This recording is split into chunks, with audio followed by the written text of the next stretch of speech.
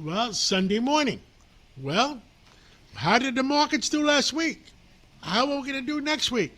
Well, with us today is John Terrett. And John Terrett, give us an update. Good Sunday morning to you, John. Well, last week was dominated by that memorandum of understanding that apparently exists between Washington and Tehran. 60 days it's supposed to last for, and it's supposed to end the war in Iran. Now, nobody knows whether it actually exists or not. Investors took the optimistic view all of last week.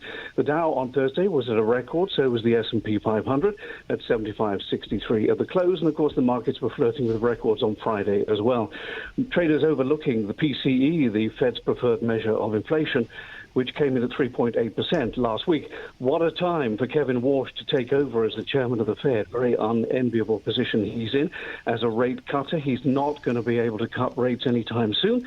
The Fed you can't say that, John. You know why? If the price of energy goes down, you never know what's going to happen.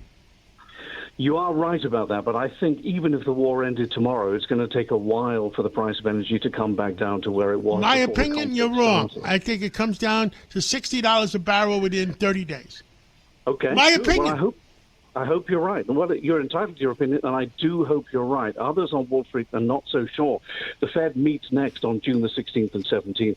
Now, company news, Dell Computers, Michael Dell, they wrote him off a couple of years ago. He's come back big time, mainly because of AI data center demand. His stock was up 30% on Friday. The Ford Motor Company up 6% on Friday because people are focusing not on cars, but on their energy storage business. They have a tie-up with a Chinese company on that. And Gap had its worst day on Friday in a year because sales are not so good, including at the companies it owns, like Banana Republic and Old Navy. Now, there was a lot of retail last week. Dollar Tree was up 18% on Thursday, very strong earnings. Kohl's, another company written off a while ago, they spiked 20% on Thursday because the trends are improving. Dick's Sporting Goods, sales rising. The Foot Locker turnaround appears to be going okay, although, to be fair, Dick's stock was down on Thursday.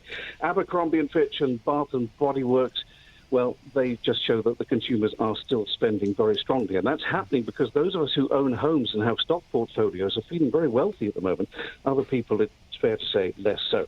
On Friday, the Dow crossed over 51,000 for the first time. And the story of the week for me was the new EV Ferrari out of Italy. Even the transport minister in Rome said, look, this doesn't look like a Ferrari. It's not worthy of the badge. And he went further. He said even the Chinese wouldn't dare to copy this one, which we thought was absolutely hilarious. The crypto story of the week, the commodity authorities have cleared the way for greater risk and greater return when investing in cryptocurrency commodities. And the week ahead, of course, it's a full trading week again this week. And on Friday, we get the jobs report for the month of May. That'll be on June the 5th. John Terrett, thank you again. And let's catch up again real soon. And I'll see you on Monday. Yeah, I'll see you Monday. Have a great weekend. For what's left of it, thank you.